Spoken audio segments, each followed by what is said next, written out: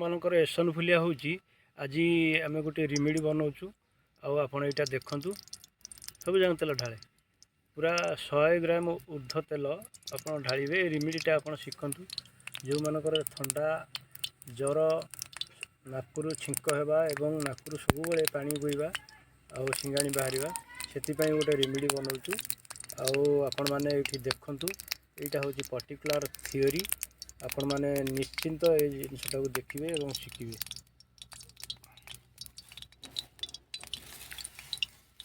बर्तमान फास्ट आम सुजना छेली आणिकी आम गुंड कर रखीचु आ बर्तमान से आम पकाऊँ जानले कि आप देखु ये बर्तमान यहाँ हूँ सुजना छेली गुंड कर रखी आम आगुरी आम यहाँ बर्तमान पकाऊँ आउे आपण मैंने देखिए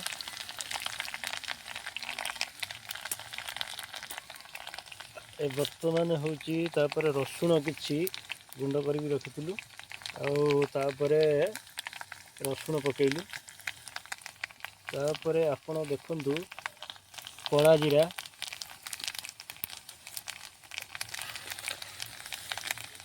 बर्तमान किसी कला जीरा पकाउछु बर्तमान देखु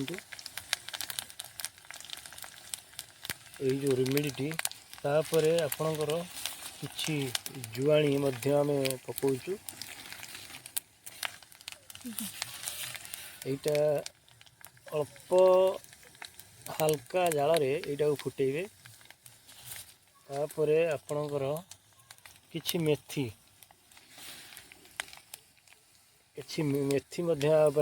पकाउछु यहीटा को आपन को धीरे धीरे धीरे धीरे धीरे धीरे फुटेगा पड़ो यहाँ किसी फुटेगा पड़ो फुटे पड़ी यहाँ को जिते बड़े संपूर्ण आर जो पोषक तत्व गुड़िक तेल को पलैज आपण सेठू ये तेल टी आपन को बाहर को ओह्लैदेवे ठंडा करी गोटे काच पात्र रे स्टोर करने स्टोर कर नहीं आपको रखिए प्रतिदिन आपण शोला बेले बेकसंडा एवं पाद तलिभा को शोवा पूर्व धोईकी परिष्कार करी कपड़े पोछिकी ये तेल टी संपूर्ण आंगुली संधि एवं तलिपा गोईठी भल कि एक नेसिबे नेसिकी पूरा घसिकी पेइबे पेइकी शोइबे आपण कंटिन्यू गोटे मास आपण करंतु कलापर आपणकर एसनफुलिया बर्थडे पलैब छाड़िकी ये किसी सन्देह ना आपण यहाँ को आपन पर्टिकुलर आपन को यहाँ हूँ देखागला आपण को आपन देखिए आपन निजे भी बनई पारे निजे बनईकी आपण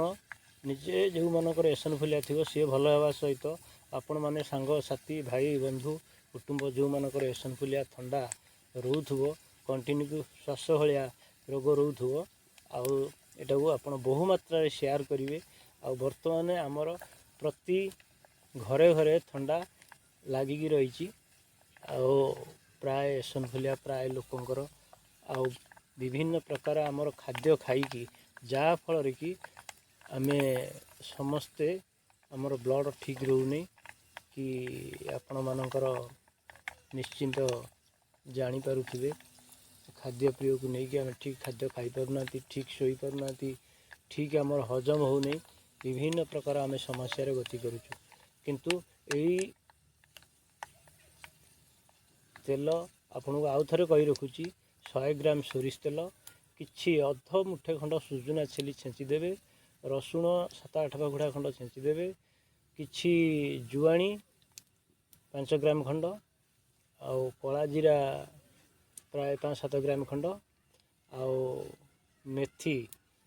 7-8 ग्राम खंड पकईकी एटा को भल कि फुटेबे धीरे धीरे धीरे धीरे